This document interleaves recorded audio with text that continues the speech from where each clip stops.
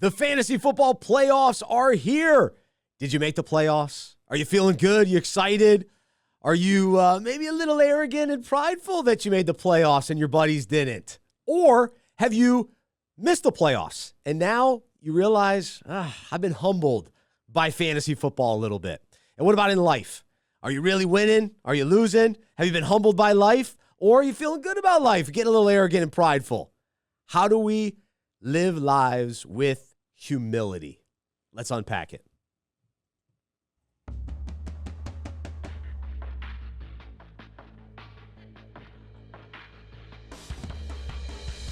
This is the Fantasy Football Fellowship Podcast, where we unpack fantasy, faith, and life. I'm Bryce Johnson with Tripp Smith. He's a pastor from Hope Community Church, and we are your fantasy coaches here to encourage you and help you win while you play fantasy football with purpose. As we provide fantasy advice, we won't always be right, but we hope we'll be convincing. We're coming to you from the Unpacking It Ministries studio here in Charlotte, North Carolina, and we are fired up for the fantasy playoffs and excited today to talk about some of the tips and strategies to remember as we put together our lineup to go win in the playoffs. And then today's breakout is about this concept of humility and what does it look like to be humble in victory and defeat. And so we'll look at it from a fantasy perspective as well as a life perspective and biblical perspective. So be sure to stick around for that. We'll do a little bandwagon riding and look at some of the players that maybe have been struggling in recent weeks. And then what about some of the shenanigans from week 14? I mean, are you kidding me? Sam Darnold, Joe Burrow, Jamar Chase, Josh Allen putting up ridiculous numbers and winning fantasy matchups and getting you into the playoffs and kicking some of us out of the playoffs. Thanks a lot, Jamar Chase, last night, right? How many people are thanking him on that last play? Or did Jamar Chase get you in to the playoffs? So plenty of shenanigans, and we're excited because we've got this show today. We'll do next week as sort of the final Fantasy Football Fellowship episode of the season. We have a special Christmas episode planned as well. And then in the new year, we will be in a new studio. Someone donated studio space to our ministry, and so we are excited to make the move. And we'll have kind of a new setup and everything. But don't worry, I'll still bring my fantasy trophy and my fantasy rings because, it's part of the deal. But today we're talking about humility. All right, Bryce, was that very humble to point to your rings? Maybe I shouldn't bring them to the new studio. Maybe I need to put them away. Does it really matter? So we'll get into some of that today. But we're very grateful for all of our supporters of this ministry. Thank you for listening. And if you year end thinking about, all right, what ministries do I want to support at year end? I just encourage you to prayerfully consider Unpacking It Ministries and Fantasy Football Fellowship. And so we greatly appreciate your financial support, or maybe you can support the ministry in a unique way as well, just like our friend who's donating office space to our ministry. So you can reach out or check out fantasyfootballfellowship.com/donate for more information on how you can support our ministry.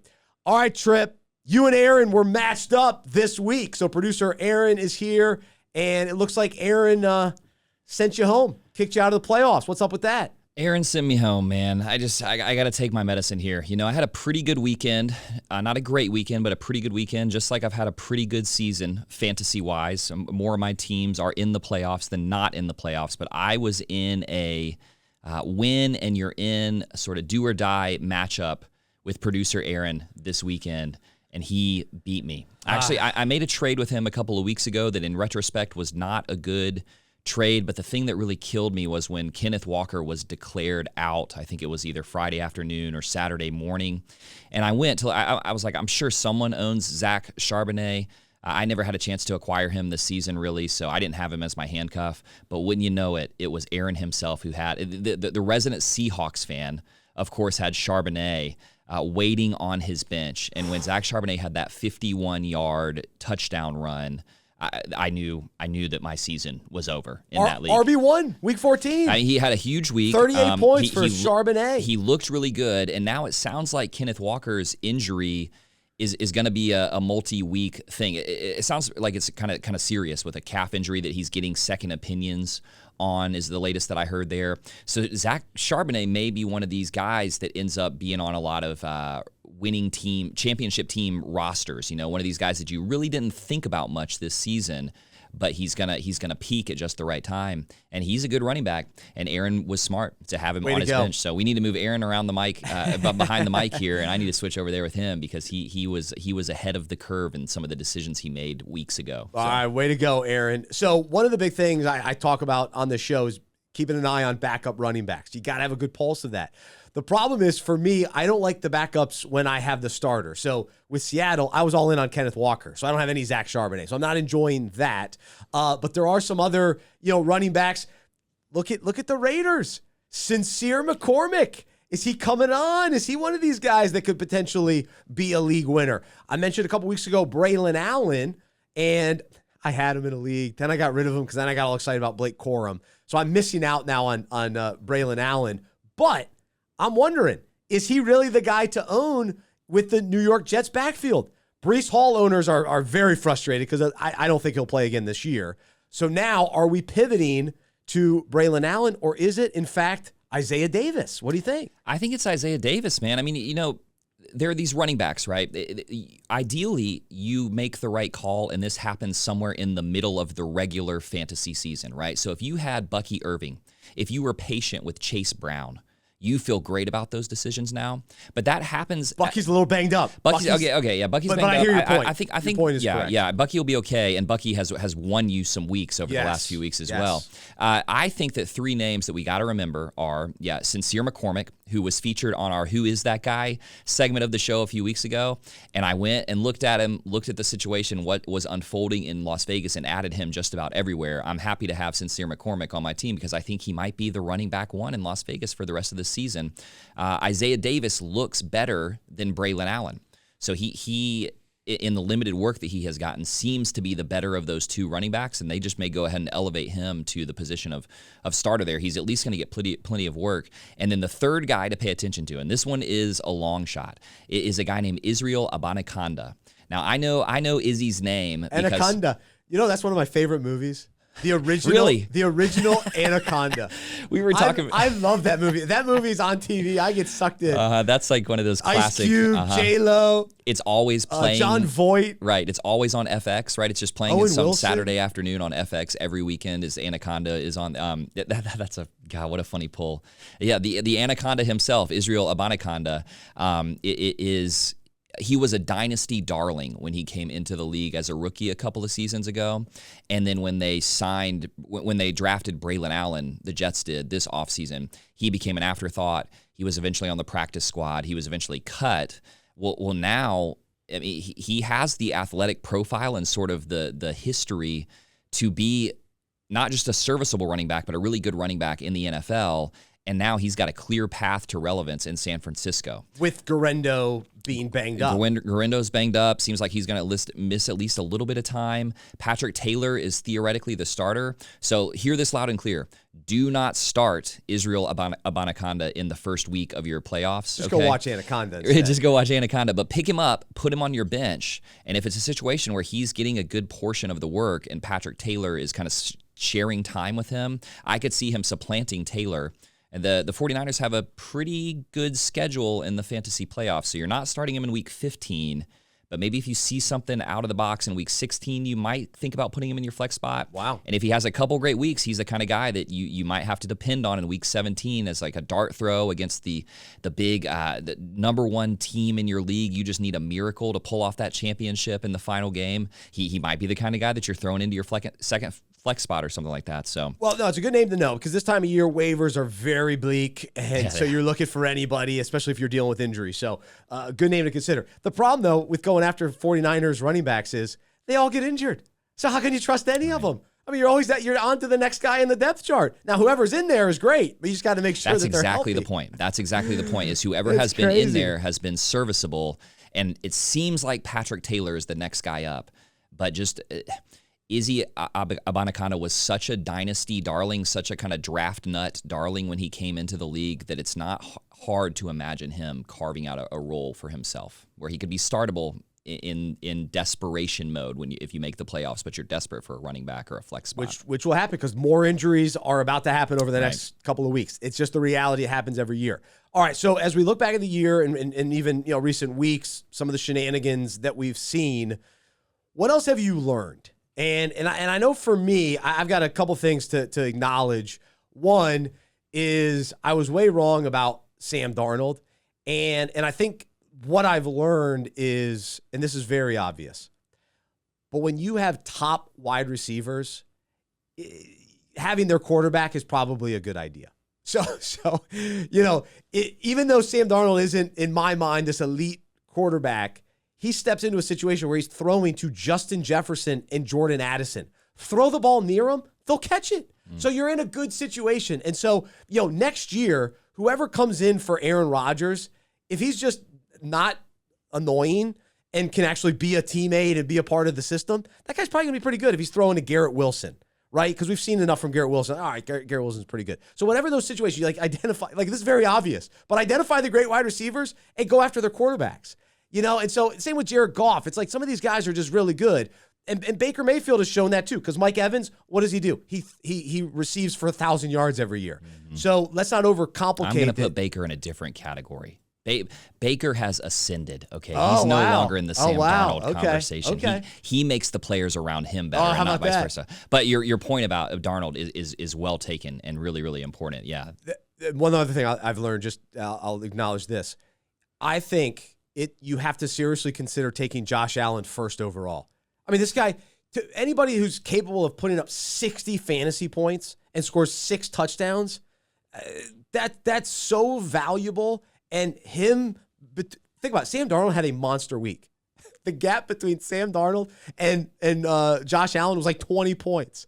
And now I know that's not happening every week, but I've been in my one fantasy league. Josh Allen has now won 3 championships in a row, and he's probably going to win another one. Yeah. I mean, so he has to be considered in the first round. And we've, as a fantasy community, we've moved away from quarterbacks. You don't need to do that. I don't know if I would do it, but it has to be a little bit more seriously considered. Mm-hmm. So that's something that I've learned as well. Any other shenanigans or lessons learned as we head into the playoffs? Lessons learned we've talked about. I mean, I just think that I went into the draft this season with sort of a positional preference for wide receiver, and that has not panned out for me. The league that I lost to Aaron that I'm not making the playoffs in is a 48-team league that I'm in 4th place in terms of points scored. And so I'm sitting there thinking to myself, what happened that I could score this many points and not even make the playoffs? And it is that every week with some of these wide receivers, it is a totally boom or bust existence. And I don't have any sort of baseline with like a solid running back, a reliable tight end. And so for me, going into next season, the lesson that I want to take with me is just to value positional diversity a little bit more than I have. Don't just take the 4 best receivers because they're sitting there in your draft. You need a running back that you can rely on. I would really like a tight end that I could just rely on for, just give me 9 points a week. I would love to have a tight end like that. I have Kyle Pitts everywhere, and that's been brutal for me. But yeah, the plenty of lessons learned. I'll have a chance to process and share some of those in the future. I'm writing them down this year. So here's a key thing. The regular season in fantasy football is different than the fantasy playoffs. Mm-hmm. And so the things that you need to remember going into draft season next year, like in many ways affect your regular season. You're always preparing for the playoffs, but the way you manage and stuff, it's just different because buys are no longer, you're dealing with players much further down the depth chart because of injuries at this time of year. So anyway, that's why I just make a note of some of the lessons learned now and prepare for next year's draft. That's what we're trying to do. We're trying to help each other. Now we'll look at more playoff strategies as well in a segment coming up. But the one other shenanigan that I just had to bring up because it just blew me away this week. The New York Giants almost won, but they're still really bad. Thankfully, Tyrone Tracy's been a great pickup for me this year. He's somebody that I'm considering keeping on my team for next year. But Drew Lock scored more fantasy points than Patrick Mahomes. How is that possible? Are you kidding me? Drew Lock? So the Chiefs continue to win. They find ways to win. They doink in versus out. They make every field goal. It doesn't matter who their field goal kicker is. Why they're paying Harrison Butker, you don't need to. You got these other guys that can luck out and hit it through the uprights. I don't even know his name. Who cares? But Mahomes, is he a reliable starting fantasy quarterback in the playoffs? And the fact that that is a question when we're seeing one of the great quarterbacks of all time, will his team to victory week in, week out, that may not be the case in the fantasy playoffs. So are you confidently starting Mahomes in week 15? Confidently, absolutely not. No, I mean, you can't be confident. You can't call him a reliable player. I mean, it's wild to even be having the sort of conversation in your head of, do I go pick up a guy like Drake May, who's playing the Arizona Cardinals in the first round of the playoffs, hoping that he rushes for 30 yards or something like that. It's not hard to imagine Drake May scoring more than Patrick Mahomes in week 15 at all. And in fact, I'd say there's a decent likelihood that happens. But I think if you've got Mahomes on your roster, if you drafted him to be your starting quarterback, I don't see how you could tolerate psychologically losing in the first round of your fantasy playoffs with him on your bench. And so there is a little bit of this mental calculus of I'm gonna dance with the one that brought me here. I think you just have to start Mahomes. He's a great quarterback. He's surrounded by good talent. I'm not gonna say great talent, but good talent. And so you hope he has a game where he's got to throw it around a little bit to win. But I think I'm starting Mahomes. You have to start Mahomes, but not with a lot of confidence. We talked about week 4, I think it was. Josh Allen had a game where he completed something like 10 out of 20-something passes. He was well below 50% passing completion that game. And I had a buddy who went out and traded Patrick Mahomes for Josh Allen straight up in one of my leagues. And man, I mean, Allen's putting together a historic run from a fantasy perspective, and he is going to win people championships again, it looks like. And Patrick Mahomes might lose some people some championships. I think that's a real possibility. You didn't have to take him too early, but you took him early enough to where you need way more production out of him. Yes, you did. I mean, him and C.J. Stroud are probably the two most disappointing quarterbacks where you might not even be in the playoffs, quite frankly. That's the reality. I don't think you are. Yeah, I don't think you are. Unless you scrambled and picked up Sam Darnold or Baker Mayfield. That's the key there. So anyway, I thought that was some major shenanigans, though. Just what we're seeing in the NFL and how different that is from fantasy. And so that is also something to remind ourselves, understanding the teams down the stretch. So, Sincere McCormick for the Raiders. It's easy for us to go, the Raiders stink. They're out of the playoffs. Like, they're not going to do well. They're trying to get the number 1 pick or at least a top 3 pick. But McCormick is still going to get some opportunity. And he's out there proving he wants to have a spot in the NFL. So guys that are fighting for a spot in the NFL, they're going out to produce. So those guys can produce for us fantasy-wise. Now, when you think about a team like the Cowboys, who are now eliminated, your boy CeeDee Lamb, how you feeling about him down the stretch? Are they going to keep him out there? I was going to bring that up in our bandwagon riding segment. I mean, I think if you've got CeeDee Lamb, and I would actually probably add Brock Purdy to this list. Brock Purdy had a good week this week. We're not hearing much about his shoulder injury anymore. When you have one of these guys who is they have an injury that could get worse, which CeeDee Lamb's shoulder injury falls into that category. You heard, if you watched the game, early in that game, he was talking to one of the sideline reporters about how he had been practicing falling differently to not land on that shoulder. Whenever I hear something like that, alarms start going off in my head. So he had a great week this week. They're officially eliminated from playoff contention. It's not hard for me to imagine that he lands on that shoulder, and in a scenario where he would have come back into the game, they say, you know what, CD, you're done. This season isn't going anywhere. So if you own CeeDee Lamb, you better make sure you've got like Jalen Tolbert or Brandon Cook, somebody that not necessarily a Lamb handcuff, although those guys are out there, but somebody that you can start in that wide receiver slot instead of him. And I would say with Purdy, same thing, lingering shoulder injury. You just want to make sure that you have a plan at quarterback. I'll tell you one of my favorite fantasy strategies for the playoffs, which is if you look at your opponent and they've got a serious quarterback problem, or they've got a serious running back problem going into the second week of the playoffs, face of defense. You go pick up every quarterback that could have a decent game this week. You're just trying to buy wins at that point, So make sure you've got a backup plan for guys like that. It's good. And I was watching the Manning cast last night. Eli Manning showed us how to slide properly for a quarterback, and how Eli never got injured. All right, just reliable guys. He never missed a game for injury. Yeah, they foolishly put in Geno Smith for him that one time. Ben McAdoo was the head coach, but that's right. but anyway, yeah, it was interesting watching Eli, as goofy as can be. He was sliding on this mat, but he was teaching quarterbacks how to slide, or knuckleheads like me at home just watching the game. But anyway. All right, so there's some shenanigans from Week 14. Hopefully you're getting ready for the playoffs, and we'll talk more strategy with that in just a little bit. But this week's breakout topic is all about humility. And when it comes to fantasy, part of the fun is beating your friends. And in my case, I got two brothers in a fantasy league. And this week I lost to my brother. So you know how much he loves that. And I lost by 100 points because he had Sam Darnold and Jamar Chase and every other great. If he had a big week, it was on my brother's team. And so I was humbled by fantasy football. So there are two things that take place this time of year and really throughout the whole season. But we are either winning at fantasy, we're making the playoffs, we're feeling good, and we have the temptation to brag, get arrogant, let the pride take over, rub it into our buddies' faces a little bit, right? And let everyone know how great we are at fantasy football. And then we all experience losses.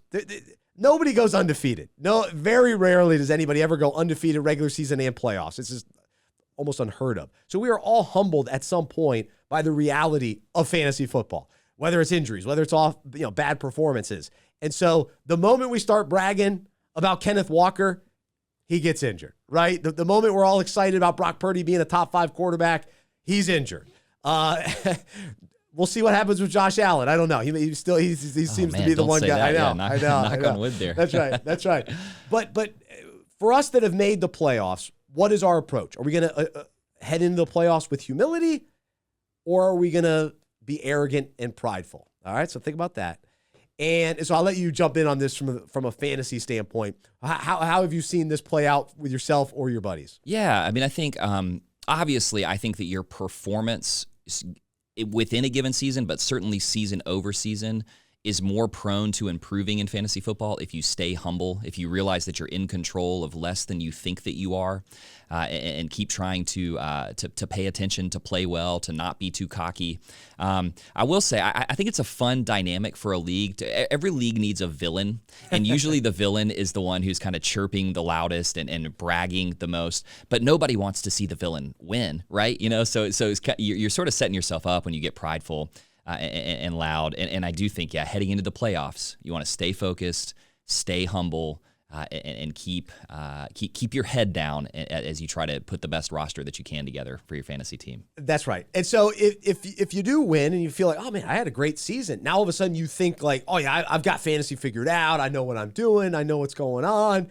But the reality is, to your point too, so much is out of our control. Like we don't know what's going to happen these next couple of weeks. We don't know which of our stud players will be in a snow game, and that affect everything, Good right? one.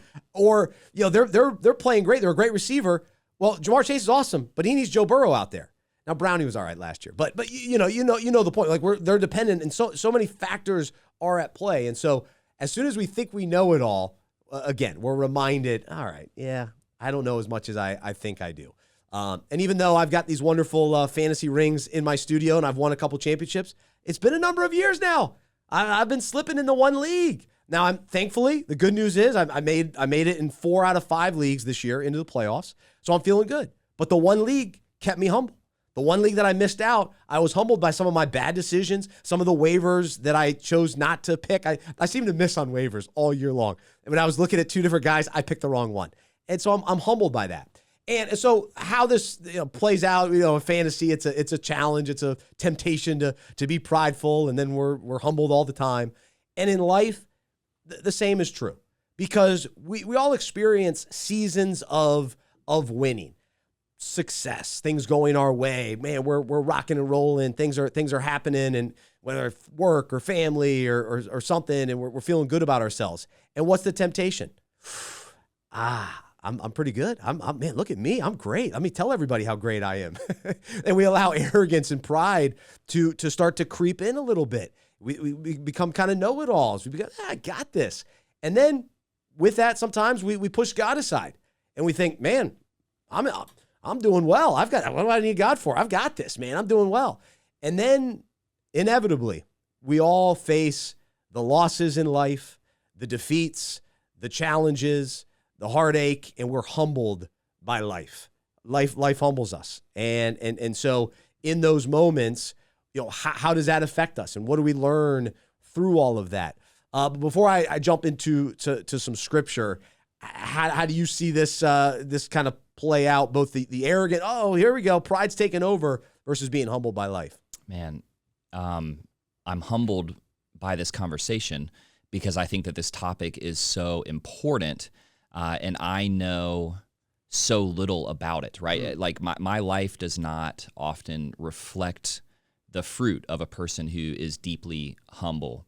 I think it's C.S. Lewis who says in Mere Christianity that pride is the great sin that lies beneath all other sins, because it is the sin that keeps us from seeing our own weakness, our own sinfulness, our own being prone to inadequacy and to folly. And so if you're deeply prideful, you probably don't know that you're prideful, and that's what makes it so dangerous. And so I really think you'd be hard pressed to think about sort of virtues or fruits of the Spirit that most deserve our attention and our thought and our prayer the way that humility does.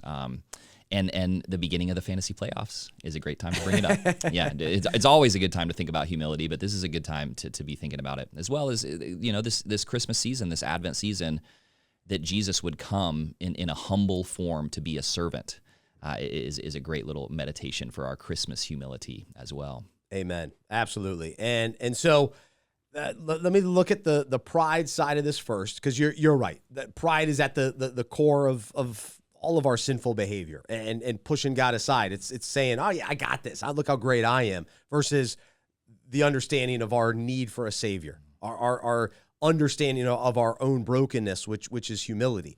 And so from the pride standpoint, we're familiar with this verse in Proverbs 11:2. Let me read the Amplified translation, where it says, when pride comes, boiling up with an arrogant attitude of self-importance, then come dishonor and shame. But with the humble, the teachable, who have been chiseled by trial and who have learned to walk humbly with God, there is wisdom and soundness of mind. And so, do we want to allow pride to take over, or are we going to continue to put ourselves in view of God and his perfection and his glory and just the life of Jesus, and to your point about the servant life that he lived, he came to serve. And so are we willing to reflect and sort of look to Jesus and recognize, all right, what areas am I thinking that I'm self-important? And where am I getting arrogant and taking credit for things and allowing even insecurities to take over too, and just identifying and examining those things to not let pride win, but to truly walk humbly with God, to be in relationship with others in a humble way too. And having that mentality of how can I serve people? How can I uplift other people and listen to other people versus, oh, let me tell you what I got going on. Let me tell you about me. Let me tell you about me. And it's so easy to do that. I'm talking like the guy from the Polar Express. That's right. That's a good example. Mr. Know-It-All. Yeah, Mr. Know-It-All. That's pretty good. And I wasn't planning that, but that sounds pretty good. That's what pride voice sounds like. Yeah, Mr. Know-It-All on the Polar Express movie. That's good. That's exactly it. So let me also, this is what Jesus says in Luke 14:11. For those who exalt themselves will be humbled, and those who humble themselves will be exalted. And so, there's so many layers to humility and being humble, but it's continuing to walk humbly with God, continue to humble ourselves before him. Because otherwise, if we're not the ones humbling ourselves, we will get humbled, right? Because pride is going to derail us. Pride is going to take us down. And even think about pride in the fantasy season early in the year when you're 3-0. Oh man, look how great I am! I'm 3-0, and you make no changes. You're not humble about your weak bench, but you're thinking, 3-0. I'm not gonna mess with it. I'm not gonna mess with it. And so sometimes we think, oh man, I got everything going on, and we're not willing to humble ourselves in some of those areas where we're weak, we're prideful.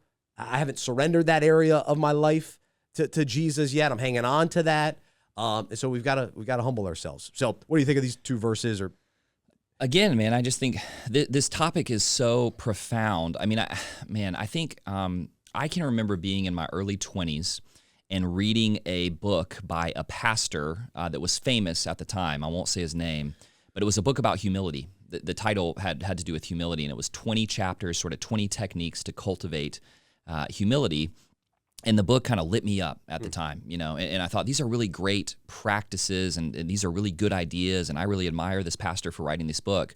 And just a few years later, he was asked to resign at his church for being a prideful and overbearing person, right? For being too prideful, essentially, in his role as pastor. And so what that makes me think is it is possible to be able to talk at a high level about this topic sort of in the abstract without sewing it into your life in a practical way. It's a much more difficult question. How do I cultivate humility in my day-to-day life? And I think you're pointing out really helpfully, Bryce, and that humility is often inflicted upon us because our pride gets us into trouble. And so in those moments when you fail in an unexpected way, when you feel weaker than you previously felt, when you realize that you thought you knew something to be a certainty and you realize you didn't know very much at all, or maybe most of all, when you think that you're in control and a circumstance comes into your life that realizes that you're not in control, what do most of us do? We freak out and we run in the other direction as quick as we possibly can. We retreat back to a place of competence and control. Those are opportunities to embrace the spiritual fruit of humility. When you realize you're weak, when you realize you're not in control, see that as a gift from Jesus. Move into that place of humility, because there really is, there's life and there's freedom to be found in humility. Pride keeps us dark and cold and enslaved, and we don't even realize it. So when those opportunities, at least that's part of the practical answer for me, is whether it's a little thing like a fantasy football league or a big thing like a failure at work or at home. I'm so prone to shame and then running and hiding, but I think that those are opportunities to move into humility if we recognize that Jesus is there in that place of failure and brokenness. And just a reminder of our need for a Savior, that we can't save ourselves. So that's at the core of all of this, is that, man, I've got to look to the man who came, lived a perfect life, died on the cross for me, rose again, and now offers me salvation. Amen. That's humbling. So we start there. We remind ourselves the truth of the gospel every day. And so how can we be arrogant when we keep that at the forefront, right? I mean, how humbling is that? Our recognition of our own sin and brokenness and weakness. And then also, I go back to this too, that every breath is a gift. I can't make myself breathe. Like that God has given me the breath. And so all of the energy that we have and the abilities, it comes from Him. So the idea that I'm going to get on here and look how great I am, I've got a radio voice and whatever. No. God gave me the voice. God gives me the ability to breathe. I can lose my voice tomorrow, right? I've had some allergy concerns and sinus issues, right? It reminds me of how weak and feeble I am. That's a good word, feeble. Does that mean weak? Feeble? Yeah, that's pretty perfect, good. Yeah, I like that. So, but we have to remind ourselves of that, because it's so easy to think, look at the gifts I have, or look at what I've got, and all that kind of thing. No, every breath is a gift, and it's from God. So we got to remain humble in that as well. And so Philippians 2:13 tells us, "For it is not your strength, but it is God who is effectively at work in you, both to will and to work." That is strengthening, energizing, and creating in you the longing and the ability to fulfill your purpose for His good pleasure. So He created us. He's put us here. He empowers us. It's the power of the Holy Spirit that we rely on to do anything of meaning, anything of purpose. And so all of that we have to remind ourselves of, and it keeps us humble. And then to your point too, about just when life is hard and life, we're humbled by life, not getting frustrated or staying in the disappointment or the shame. If it's, we've been humbled by our sinful decisions too. We fix our eyes on Jesus and we're humble. We're on our knees in surrender, open hand, open heart, which I'll talk about more in a couple weeks during our Christmas episode. But that's the surrender is humility, right? Those are linked together. So we want to live that surrendered life dependent on Him. And so it requires humility. So any final thoughts?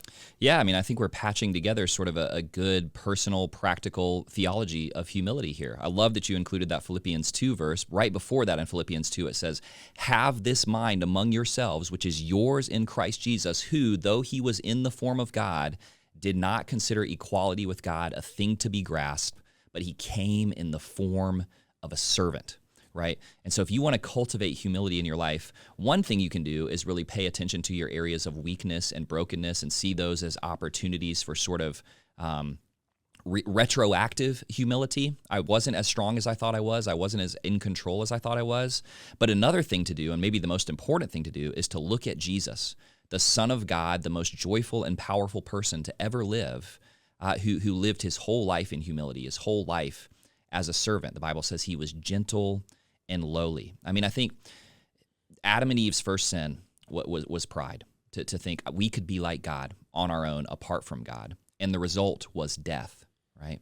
Well, humility lends itself to life, to true life. So Psalm 25, I love Psalm 25 that it says, you teach your ways to the humble. And those who are humble, you'll lead, you'll instruct in your ways, and your ways lead to life. That's what I want, fullness of life, true life. And that's found in humility and not in pride. That's right. Psalm 25:9. He leads the humble in what is right and teaches the humble his way. So we will leave on that note this topic. And it's challenging. It's encouraging. And it's tough. It's tough to remain humble, especially when things are going well, right? We want everyone to know how great we are. And hey, don't forget, look how great I am. So let's fight against that, especially these fantasy playoffs. Humbly get into the playoffs. Just win one game at a time. One game at a time. That's right. Go win that championship and do it humbly. All right. So it's funny. Last year when I beat my buddy at church, I talked about this topic of humility, and he didn't like that I beat him. And he thought, hey, you do that topic, and then you sent me a text that said, hey, you should have had this is what I did. He called me out on it. I beat him in the championship. And I sent him a text. I go, oh, man, I wish it would have been more competitive. And I meant it. I like you meant it as like, I wish this had been a closer game. Yeah, that's right. But he took it as, you're bragging and telling me that you stink. No, come on, Nate. That wasn't what I was saying, man. But it's hard. It's hard to win with humility, but we gotta trust in the Lord for that. Sometimes our words matter too. So that's a reminder of that, how we phrase things. So as you're trying to console the person that you beat in fantasy, be careful of that too. So how do you come across? All right, there you go. All right, so speaking of humility, we always do our segment, accountability and confession. Try to keep ourselves humble on this show because we don't have all the answers, but we try to be convincing, but we do get things wrong every once in a while. So here we go. Hey, Mr. Perfect! I guess I forgot that you never ever make a mistake! Just when I think you couldn't possibly be any dumber, you go and do something like this. And totally redeem yourself! I am the smartest man alive! All right, if we're thinking I'm the smartest man alive, Kirk Cousins. I warned you about Kirk Cousins last week. I dropped him. It was a rage drop. We talked about that weeks ago. The rage drop. And I did pick up Michael Penix Jr. It's a keeper league, so we'll see. But Cousins, very concerning. So another 2 interceptions, no touchdowns, not good. So I was kind of right about that, but also wrong about the Falcons because I thought the Falcons were going to be the team to beat in the NFC South, and I've changed my mind on that. Here's where I was wrong. So the Bucs wide receivers has been a I don't know why I've caught myself in this, but wait, which way do I go? Sterling Shepard, Jalen McMillan. Sterling Shepard, somebody's got to fill in for Chris Godwin. And then when both Evans and Godwin were out, it's like, man, I got to get somebody from this Bucs receiving room to be on my fantasy team. And I whiffed because I went Sterling Shepard. I landed on Sterling Shepard. And then when I needed him most, Jalen McMillan was not the guy I went with. But 2 touchdowns for Jalen McMillan this week. So I got to confess that. I missed that.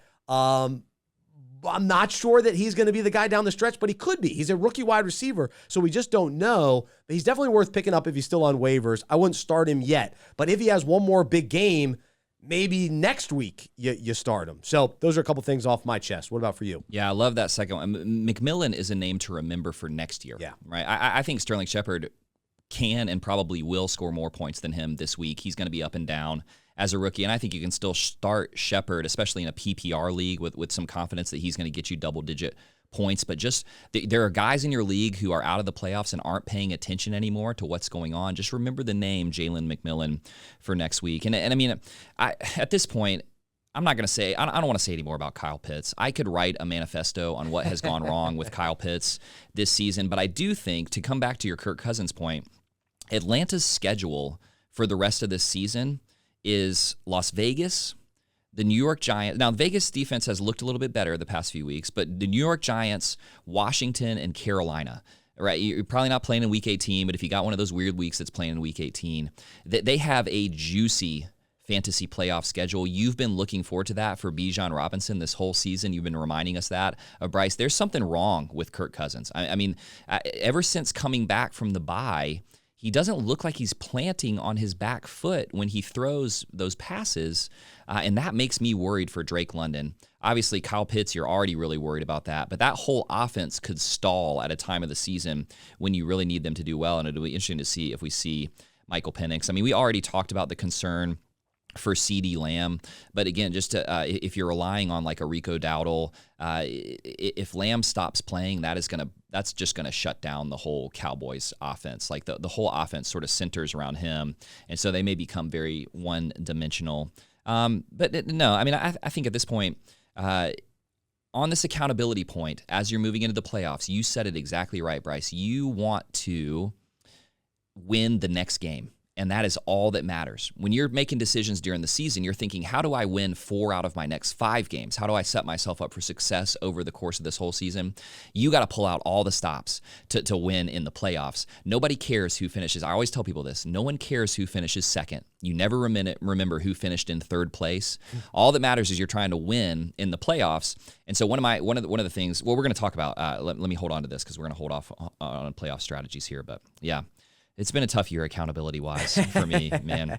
Hey, it keeps us humble. That's part of the deal. And then, like I said, I've battled the waiver wire. This year, it's like, which guy do I go with? And so I was considering Isaiah Davis with the Jets, but I just didn't pick him up, and I went Sean Tucker instead. Because I will say, I'm worried about Bucky Irving. The back tightness. Yeah. The thing about the Bucs, Rachaad White's great. Like, he's a good enough running back, you don't have to force Bucky Irving out there. Now, I think Bucky Irving is better than Rachaad White, and he's had a great run. But if he's banged up, very concerning. So he's a little undersized, isn't he? I mean, a pretty common narrative with these rookie running backs is that they don't know how to handle an NFL workload yet. And I don't know if you remember Damian Pierce a few seasons ago, who was like great for the first 12-ish games of the season, and then he just wore down. He didn't know how to play a 17, 18 game season. And so Bucky Irving, a little undersized, back problems, other serviceable running backs there. I'm not sure Sean Tucker's not a terrible guy to have on your bench, Yeah, he should be all right. I've got Bucky Irving in 2 leagues. I'm not sure I'm starting him this week. I don't think you can. Yeah, very concerning. All right, so there's some accountability and confession. All right, so I want to get into the playoffs and just share some of our kind of strategies and reminders just as we're setting our lineups, we're approaching, week 15 and what needs to happen. So I think every league's different, but let's say most leagues have at least one flex position. I'm in many leagues that have 2 flex positions. I've eliminated kickers and defenses, so we've added an extra flex. To me, the fantasy playoffs are won in the flex, right? Because for the most part, if you're in the playoffs, your top guys are probably, you've got a couple top guys, they've got a couple top guys. You need those guys to deliver. So you're only going to win and move on if you're the people that you drafted in the first 2 rounds, if they come through for you, you got a chance. But for the most part, these are going to be tight matchups, and so it's going to come down to who produces in the flex. My personal opinion is, it depends on your roster, but if you're debating between 2 guys, I lean running back because I want a guy that is going to get the touches. With receivers, there's no guarantee. Whereas with running backs, unless a team abandons the run, but if they've got any chance at volume, they've got a chance to punch one in for a touchdown. I like my flexes to be running backs. And so if I have 2 flexes, I try to start 4 running backs as long as I've loaded up enough. And that's where a McCormick can be put in there. That's where a Tyrone Tracy can be put in there. even, consider Washington running backs, right? We got to keep an eye on even Chris Rodriguez, Yes. McNichols, like some of those guys, some of those names that have been floating around. Those are flex options this time of year. So what are some other tips for you? I think that's the only caveat I would add to that is let's say you're the sixth place team. You were the last team to make it in the playoffs for your league, and you're coming up against the juggernaut in your league, and you just know I've got this Jalen McMillan guy on my bench who maybe could go off for 90 yards and a touchdown, as opposed to a running back who might get 75 yards rushing and no touchdown. There is this sort of like underdog mentality of I just need a player to blow up. And so, yeah, it's a lot, has to do with your roster, but also pay attention to your opponent. And if they got Josh Allen, and you just know, I mean, they've got a baseline of 120 points no matter how bad their week goes, and I've got to do something to try to make a big swing, I might put like a boomer bust receiver into my flex spot under those circumstances. Otherwise, I think you're right. The running back is much more reliable, especially at this time of the year when the weather's getting colder. Right. There's the chance games of snow. Get tighter. Yeah. It's tricky. Yeah, I would say I pay more attention to strength of schedule at this time of year. So obviously you're not benching Josh Allen if he's playing somebody really great. But if you have one of these middling quarterbacks, you've been streaming quarterbacks, or you've got a running back that's kind of start or sit on any given week, I'm looking at how tough is the defense that they're playing. And at this time of year, you know the defenses that you don't want to be coming up against that are kind of stud defenses. I'm a little bit worried, to be honest. Joe Burrow has been great. Obviously, I'm never benching him, but he's playing the Titans at Tennessee this week, and at home, they have been a ferocious defense. Now, on the road, less so, but the Detroit Lions, if you've got a running back who's kind of a middling running back and they're playing the Lions, it's possible that their team could have to abandon the run before halftime, So I'm paying attention to strength of schedule stuff like that. And then the only other thing is I don't do this in the first week of the playoffs, but second week of the playoffs and beyond, I'm looking at my opponent and what their waiver wire needs are going to be. And I'm trying to pick up every player that they might need. Wow. Now, some people get really mad about this, but I think if you see your opponent needs a quarterback or a running back and you look at the waivers and there are, 4 guys who they might be startable running backs for them in a desperation situation, I'm making a waiver bid for all 4 of those guys. I'm trying to add every single one of them. I know people don't like that, but again, in the playoffs, you want to be humble. Don't text your buddy and tell him how you won and he lost and he's a failure and you're a success. But you're trying to win the game that's right in front of you, and it just 1 week at a time, just trying to get it. Once you're in the playoffs, anything can happen. Anything can happen. You can win. You can make it all the way through. You just need a string of 3 good games, and that's possible in the playoff situation. Yeah, that's bold. Seems like you don't it's like bold. my last kind of it's annoying. Playing defense on waivers. I'm a big believer in that. But it's all right. It's a good strategy. It's fine. I don't personally do it too often. You too much honor. You're too humble. No, I'm too humble. Yeah, right. I don't know. It's tricky. What's funny is I've won championships that way before. I'll say that sniping the handcuff wide receiver or the backup, the quarterback that they really need to start this week. So I'm not above it. This happened in the regular season, but somebody tried to do that against me. I needed a quarterback. He got all the quarterbacks, and I played against him with no quarterback. Wow. And I beat him. Man, that's a real that's a top dog move right there. I would never do it in the regular season because it can backfire in so many ways, but in the playoffs, I'm not above it. I changed my team name to No QB. Oh, that's good. So, yeah, it was fun. But all right, zero QB strategy. Yeah, exactly. So here's the other thing to discuss, and you've got to sort of talk this out with yourself. But how do we deal with injuries? Now we deal with it all season long, but when it comes to the playoffs, injuries, like reading every injury report, reading through the lines, like we have to factor in so many things when it comes to deciding who we're going to put in our lineup in regards to injuries. And so Bucky Irving is a great example of that. Like, let's think about this. Are the Bucks, like, they're not desperate to play Bucky Irving or to give him carries. They got Sean Tucker and Rashad White. So it doesn't really make sense for us as fantasy managers to put Bucky Irving in. Now, could he feel good and be great? And maybe, but I'm not sure that that's worth the risk. Now, if you have, let's say, who's a team fighting? The Broncos. So they have to win. Now, I'm not saying Cortland Sutton's healthy, but if Cortland Sutton was injured, like he's playing through an injury, like they have to have Cortland Sutton out there. So like they're gonna lean on Cortland Sutton. They've been so dependent on him. They're fighting for a playoff spot. So those types of teams, like you have to really consider that. And then, again, if it's your flex guys, you want healthy guys. Like so if it comes down to, do I play this guy? He's a little banged up. He's questionable. I think you got to go with the healthy guy on your bench that's sort of coming on and finally getting his chance this time of year. He's got fresh legs. He's got it in him to go surprise you and play well. I mean, look at the Jets running backs, right? They come in and, Isaiah Davis comes in and plays well.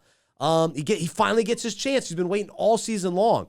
So I don't think we have to be afraid of those guys in the flex spot. Now, the guys that you've been depending on all year, even if they're questionable, you probably got to lean on them, right? The studs, the top guys, like for the most part, especially if their NFL team has the playoffs on the line, they're playing. They're going to find a way to get them involved. They'll get shot up with the cortisone or whatever. They're getting out there. But the teams that are not fighting for a playoff spot, they're not playing through injury. There's no reason for them to. And so why should we put them in there?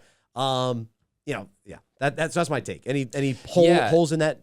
No, I love that, man. I mean, I just think you have to pay attention situationally. Situationally? No, did I say it wrong? Situationally. You have to pay attention situationally, There you go. especially during the fantasy playoffs. I think in general, during the regular season, you start your studs, you play your best players, and that's the end of it. But there's a great there's an author named Ali Banpuri who writes for NFL.com. He's the next gen stats guy, and You're just showing off now with your name. well, I can't say situationally, but I can say Abani Kandi. It's like every week he writes an article that is the full playoff picture and what odds every team has of making it to the real NFL playoffs. And it's a great little. It's not long. It's a great little reference to, okay, do the Cowboys have any reason to play CeeDee Lamb this week? Well, no, it turns out they really don't have any reason to the rest of the season, and so it's just going to be the smallest thing that's going to put him on the sidelines. The Broncos, they're in a tough battle to make it to the playoffs, and so the Dolphins. Javonte Williams is going to be out there, even if he's nicked up, even if he's not playing well. They're going to put whoever they think is their best running back, and so it's like those are the things that are worth knowing. Now, I will say that works the other way too. There's a guy like Tyrone Tracy, who the Giants they're dead and gone from a playoff perspective, but he's playing for his NFL future. Yeah, and to be the guy so that they don't go draft another running back or go sign a running back. I would have said Shuba Hubbard would have been a guy like that until he got that extension, So now it's like, well, now maybe he's their running back of the future with that Brooks injury. And so you're paying attention to situations like that in the fantasy playoffs in the way that you don't need to in the regular season. It's worth just doing 10 minutes of research of, golly, what's another good example? Hey, what is the Seahawks sort of playoff outlook here if they lose the next game, and what are the decisions they're making in terms of bringing back Kenneth Walker versus rolling with Charbonnet, things like that. That's right. So you're playing a little bit of 3D chess here as you get into That's the playoffs. These are the playoffs. That's what makes it fun. What makes it fun. Trying to win championships here. All right. Last thing, we'll do this really quick. We'll do a little bit of bandwagon riding, and then we'll wrap up the show. Here we go. Get off the bandwagon. It's time for bandwagon riding. Getting on, getting off. Make up your mind, all right? All right. I was in on James Cook this year. I was excited about him. Drafted him in a league. He had some huge weeks. However, as we go into the playoffs, I am off the James Cook bandwagon. This week, 4.9 points, 6 carries for 20 yards. I mean, Ty Johnson got into the end zone. Ray Davis has looked pretty good at times. And then, of course, Josh Allen runs in everything. He catches, passes, or he gets the laterals. I mean, he's everywhere. So I'm not sure that I can trust James Cook in the playoffs. It's not in week 15. I think he's going to be on my bench. So I'm off his bandwagon. Like we've said, I'm on the Sincere McCormick bandwagon. And Kendre Miller's an interesting one. Oh, no. Because we've been waiting for years. The last, 2 years? Come on. Oh, look out for Kendre Miller. Maybe he'll get involved. All right, so this week, he scored 11 fantasy points, got into the end zone, only about 3.2 per carry. But the Saints, they're done. Carr's out. Kamara, what does he have to play for at this point? So could Kendre Miller get some run down the stretch? It's worth considering, but here's the deal. I'm not jumping on his bandwagon. I don't like guys that are always injured. I can't deal with it. So he's somebody that has been injury prone so far in his career, so I'm not jumping on his bandwagon. All right, any bandwagon riding for you? No, I mean, the James Cook one really hurts me, man. That one really hurts me. I'm in a league where I got to figure out what to do there. The thing is, before this week, he had 3 weeks in a row separated by a bye where he had high teens points in each of those weeks. And I just think if James Cook is a guy that you've been relying on all season, you probably have to start him. Well, then lo and behold, they're playing the Detroit Lions in the first week of the playoffs. That scares me so much. So I think that I'm still starting James Cook. My position on Kendre Miller is already now Jalen Waddle is a guy that I was a huge believer coming into this season, and he's has put together a few good games, especially from a PPR standpoint. He's returning to form as a PPR guy. And if I'm not mistaken, the Dolphins are not eliminated from playoff contention, and actually their odds are, it's not one of those like they have a 1% chance of making it. Like they've got a chance to sneak in as the wild card, like a wild card team in the playoffs, and so they're playing for their real football playoff lives. And I think Jalen Waddle is a guy that I'm happy to be back on, or to be on the bandwagon with Jalen Waddle. I had him on a lot of teams, struggled in the middle of the season, but I got a couple teams that are in the playoffs with Jalen Waddle, and I'm excited to see what he does, with the understanding that Tyreek could blow up for 40 points this week and Waddle could be an afterthought. But that's a bandwagon. That's a bandwagon that I'm on, a guy we've talked about a little bit this season, but mostly in a negative way. And thank goodness he's finally putting together a few good weeks here. So could he really come through for you in the fantasy playoffs? Wow, that would be shocking to me. I think he could. Right. And I'm banking on it. So he's in my starting lineup, and I'm hoping for the best. They got a pretty good schedule here, I think. So sounds good. All right, so I'm going into the playoffs. 4 teams. I got one team that has a bye, which is nice. But 4 teams heading into the playoffs. So I will keep you posted on how my teams do. I feel like I got one team that I think could win it. Could do it. I think the other teams, some things have to break my way. But can Jared Goff win me a championship? Oh, wouldn't that be something? Yeah. I remember when I drafted him, I was like, oh, no, I'm stuck with Jared Goff. I was like, I got to take him. But he's been all right. If Tim Patrick comes around and continues to be a weapon, that could help too. So it's going to be fun. Excited for the playoffs. Let's remain humble. So good challenge to us today as we think about humility. But Trip, great seeing you. Hopefully we'll talk to you next week. Good luck, man. Let's get these wins this week. Once you're in the playoffs, anything can happen. It's fun. It's so wild. Let's just go for it. Gosh, can't wait. Sunday, Thursday night. Do we have a Thursday night game? I don't know if there's a Thursday night game. I don't know. This time of year, do they still do Thursday nights? So, because last week we were spoiled with Packers Lions. That was a good one. But all right, for Aaron, for Trip, I'm Bryce, and I'm a sports fan who follows Jesus. I believe in the good news that he died on the cross for my sin. He was resurrected, and through faith, I've been saved by his grace. Hope that is true for you as well, and I hope you'll join me as we live life as fantasy managers and sports fans who follow Jesus together. Have a great rest of your day. We'll talk to you next week right here on the Fantasy Football Fellowship Podcast.